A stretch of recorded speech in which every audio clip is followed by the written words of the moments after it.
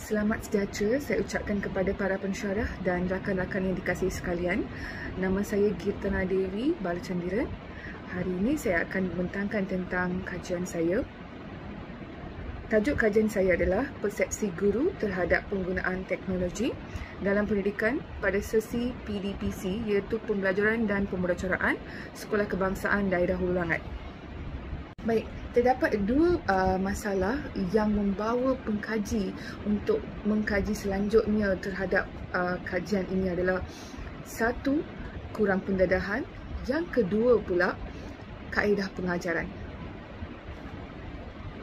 Okey, secara terperinci, kaedah tradisional yang yang lebih dikenali sebagai chalk and talk dalam PDPC yang menyebabkan masalah dari segi kawalan kelas yang tidak terkawal oleh guru, maka berlakunya masalah disiplin dalam kalangan murid. Bukan itu sahaja, para guru juga seperti mana yang saya dikatakan tadi, kurang didedakan dengan perisian yang baharu, menyebabkan guru tidak berkemahiran menggunakan perisian yang baharu dalam PDPC, dan penggunaan di mana komputer di mana menyebabkan pembelajaran dan pembelajaran tidak berjalan begitu lancar, dan ia juga tidak memberi kesan yang sepatutnya kepada para murid. Baik, seterusnya saya akan bentangkan tentang tiga objektif kajian. Pertama, mengenal pasti tahap pengetahuan guru terhadap penggunaan teknologi dalam pendidikan pada sesi PDPC. Yang kedua pula, mengenal pasti tahap sikap guru terhadap penggunaan teknologi dalam pendidikan PDPC. Yang ketiga pula, mengenal pasti masalah pengajaran guru terhadap penggunaan teknologi dalam pendidikan pada sesi PDPC. Baik, saya terus dengan slide seterusnya, iaitu metodologi. Di sini saya telah saya akan bentangkan tentang kajian rintis dan macam mana cara seterusnya untuk dapatkan kesahan dan kepercayaan. Okay. Kajian rintis perlu dilaksanakan sebelum kajian sebenar dijalankan. Prosedur sebegini diamalkan supaya sampel kajian dapat memahami soal series secara mudah dan mereka dapat menjawab semua soalan-soalan dalamnya. Okay. Seterusnya, faktor utama untuk menjalankan kajian rintis adalah untuk menentukan kepercayaan serta kesahan instrumen kajian. So di sini pengkaji dapat kesahan ke atas kertas soal selidik yang dibina daripada dua pakar dari sebuah sekolah. So, seramai 20 guru dari salah sebuah sekolah juga dalam kawasan Hulu Langat terdipilih sebagai sampel kajian rintis. Okay. Pengkaji menggunakan SPSS 21.0 untuk menganalisis data yang diterima. Dalam itu, pengkaji telah menggunakan pekali alpha Cronbach bagi melihat kepercayaan soal selidik. Okey, seterusnya dengan menganalisis data yang diperoleh daripada 20 orang sampel bagi kajian rintis, ini pengkaji telah dapati nilai alpha Cronbach bagi ketiga-tiga bahagian, iaitu bahagian B, C dan D. Dalam soal CD yang dibina mendapat nilai 0.78 ke atas secara keseluruhannya. Di sini boleh dirumuskan bahawa kepercayaan dan kesahan kepada semua item-item soal CD adalah tinggi. Okay, seterusnya kita dapat juga merujuk tiga buah rajah dalam slide tersebut, dalam slide ini. Okay, ia menunjukkan nilai alfa bagi ketiga-tiga bahagian yang merangkumi pengetahuan guru, sikap guru dan juga masalah pengajar yang dihadapi oleh guru dalam melaksanakan teknologi PDPC. Baik, sekarang saya akan bentangkan tentang reka bentuk, populasi, sampel dan instrumen kajian yang telah dilaksanakan ataupun yang telah digunakan dalam kajian ini, ya. Okey, kajian ini menggunakan reka bentuk tinjauan berbentuk pendekatan kuantitatif. Bentuk kajian ini dipilih kerana pengkaji ingin mengenal pasti persepsi guru terhadap penggunaan teknologi dalam pendidikan pada sesi PDPC, terutamanya di sekolah kebangsaan daerah Hulu Langat. Maka kajian ini melibatkan sekolah kebangsaan di daerah Hulu Langat. Populasi dalam kajian ini ialah guru-guru dari sekolah kebangsaan di daerah Hulu Langat dengan jumlah keseluruhan seramai 226 orang guru. Populasi kajian dipilih secara rawak dengan menggunakan Google Form sebagai penglibatan responden. Seterusnya, instrumen kajian dikenali sebagai satu alat pengukuran yang digunakan untuk menentukan sebuah data serta maklumat yang diperlukan dapat diterima atau sebaliknya. So, di sini saya gunakan soal seri D dan terdapat dua pemboleh ubah, iaitu persepsi guru dan juga penggunaan teknologi dalam pendidikan. Okey, dan terdapat 4 bahagian A, B, C, D. Dan setiap bahagian terdapat juga satu perkara. Okey, bahagian A menjelaskan tentang demografi responden. So, bilangan item jumlahnya 5. Bahagian B pula menekankan tentang perkara tahap pengetahuan guru. So, bilangan item pula 10. Seterusnya bahagian C menekankan tentang tahap sikap guru. Bilangan item 10 juga. Dan akhir sekali bahagian D menekankan tentang masalah pengajaran guru dan bilangan item yang telah digunakan juga 10. Baik, saya teruskan dengan prosedur pengumpulan dan analisis data. Okey, beberapa langkah permulaan perlu diamalkan sebelum kajian sebenar dijalankan. Pertamanya, pengkaji perlu mengenal pasti sampel kajian dan dapatkan surat sokongan daripada pihak bertanggungjawab yang telah menerima supaya bukti bahawa saya adalah mahasiswa daripada UKM. Kemudian saya telah membina item-item soalan dan dalam soal seri D. So, pengesahan telah dapat daripada penyelia dan pensyarah dari Fakulti Pendidikan UKM.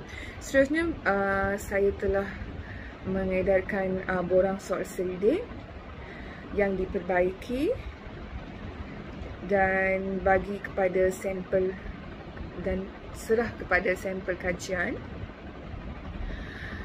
Okey, seterusnya, selepas menerima soal seri D diterima daripada responden kajian rintis, saya telah menjalankan satu ujian untuk melihat nilai alpha cronbet daripada respon yang diterima. So, selepas item-item dalam soal seri D telah diperbaiki, saya telah mula mengedar soal seri D dalam talian Google Form dan WhatsApp poll.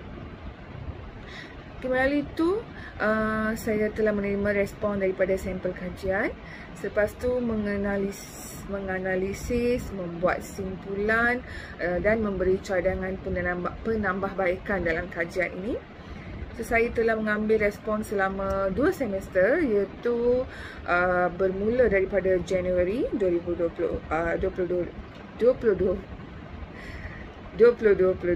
sehingga November 2022. So, ini adalah jadual pelaksanaan kajian yang saya telah dirancang. Okey, seperti mana saya bentang tadi, cadangan tajuk kajian saya lakukan pada Januari. Februari pula kajian literasi. Mac saya telah memilih responden. Seterusnya, April saya telah menulis bab 1. Saya telah cover bab 1 sehingga bab 3. Okey, seterusnya saya telah membuat pembinaan instrumen pada bulan Mei. Dan bulan seterusnya, bulan Jun, saya buat kajian rintis terhadap 20 guru sebuah sekolah. Okey, dan lepas dah dapat respon, saya juga saya mulakan untuk membuat kajian sebenar pada Julai. Sebenarnya saya telah mengumpul data pada Ogos dan data itu telah analisis pada September, dan Oktober saya telah menulis laporan dan saya telah menghantar penghantaran laporan e-project pada November. Terdapatlah 3 persoalan kajian untuk analisis data. Pertama, apakah tahap pengetahuan guru terhadap penggunaan teknologi dalam pendidikan sesi PDPC? Kedua pula, apakah tahap sikap guru terhadap penggunaan teknologi dalam pendidikan sesi PDPC? Dan ketiga pula, apakah masalah pengajaran guru terhadap penggunaan teknologi dalam pendidikan sesi PDPC juga? Okey, ketiga-tiga persoalan kajian telah dianalisis dengan statistik deskriptif iaitu frekuensi, Pareto dan mean. Baik, saya teruskan dengan dapatan kajian. Di sini kita boleh nampak demografi responden iaitu 5 item. Pertama, jantina, pengalaman mengajar, bangsa, kelulusan akademik, dan yang terakhir pula option mata pelajaran TNK.